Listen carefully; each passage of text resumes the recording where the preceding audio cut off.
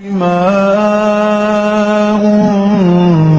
أنزل إليه من ربه والمؤمنون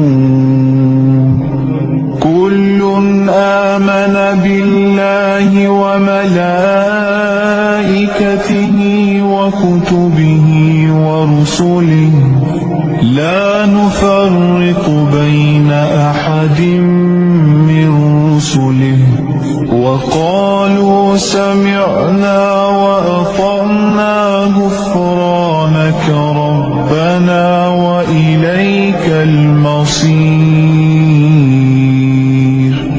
لا يكلف الله نفسا إلا وسعها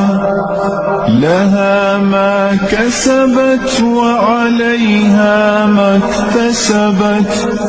ربنا لا تؤاخذنا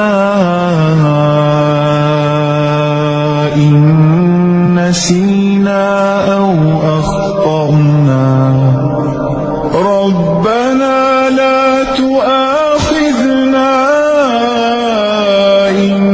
نسينا أو أخطأنا ربنا ولا تحمل علينا إصرا كما حملته على الذين من قبلنا ربنا ولا